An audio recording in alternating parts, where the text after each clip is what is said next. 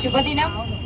ఈ కార్యక్రమాన్ని విజయవంతం చేయడానికి వచ్చినటువంటి కాంగ్రెస్ శ్రేణులు మా అందరికీ కూడా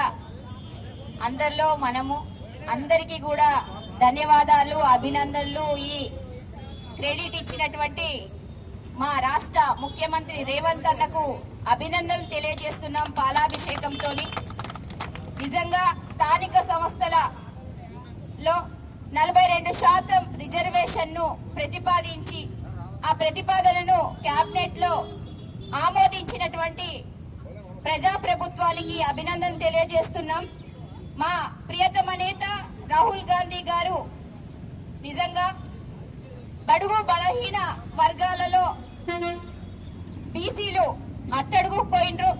మరి సామాజికంగా ఆర్థికంగానే కాదు, రాజకీయంగా కూడా వాళ్ళను ఒక స్థాయికి తేవాలి అనేటువంటి ఆయన ఆలోచన విధానానికి మన రాష్ట్ర ముఖ్యమంత్రి గారు రేవంత్ అన్న శ్రీకారం చుట్టి మన తెలంగాణ రాష్ట్రంలో 42% రిజర్వేషన్ను ఆమోదింపజేసినటువంటి ఘనత రేవంత్ అన్నది. ఈరోజు దేశంలోనే తెలంగాణ ఒక మార్గదర్శినిగా ఉంది అంటే అది కేవలం కాంగ్రెస్ పార్టీ ముఖ్యమంత్రి అంటున్నానని వేరుగా అనుకోదు. ఎందుకంటే ఈ క్రెడిట్ కాంగ్రెస్ పార్టీకే దక్కింది, ఏ పార్టీకి దక్కలేదు.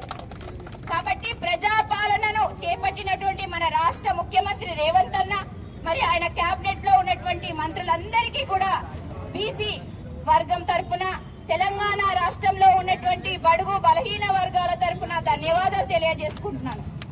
ఈరోజు గత పాలకులు ఏం చేసిండ్రు? నిజంగా వాళ్ళ గుండెల మీద చేసుకొని చెప్పాలా. బీసీలను ఎస్సీలను అరిగోస పట్టించుకునేటువంటి నాదుడు లేకపోయిండు గతంలో. ఈరోజు బాగా సవితి తల్లి ప్రేమను చూపిస్తున్నటువంటి కవితమ్మ ఆ రోజు బీసీల గురించి ఎందుకు మాట్లాడలేదు, బీసీ రిజర్వేషన్ గురించి ఎందుకు మాట్లాడలేదు? ఇప్పుడేమో రైలు రోకో చేస్తుందంట. మా తల్లి వచ్చింది. ఆ రోజు అయ్యని అడిగే చేతగాలే, ఆ రోజు కేసీఆర్ని అడిగేటువంటి చేతగానటువంటి బీఆర్ఎస్ నాయకులంతా కూడా ఈ రోజు కాంగ్రెస్ ప్రభుత్వాన్ని నిలదీసేటువంటి హక్కు వాళ్ళకి ఎక్కడుంది?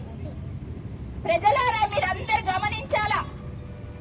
జరిగేది, జరగబోయేది, జరగనున్నది అన్నిటికీ సాక్ష్యాలు మీరే. గత ప్రభుత్వం ఏం చేసింది, ప్రజాప్రభుత్వం ఏం చేస్తున్నది అనేది మీ అందరూ చూడాలా, గమనించాలా. 10 సంవత్సరాలు అప్పుల కుప్పలు చేసి ఈ రాష్ట్రాన్ని అప్పులమయం చేసి 8,000 కోట్లను ప్రజల నెత్తిన పెడితే ఆ భారాన్ని మోస్తూ ఆ అప్పులకు వడ్డీలు కడుతూ ప్రజల విశ్వాసాన్ని ఎక్కడా కూడా ఒమ్ము చేయకుండా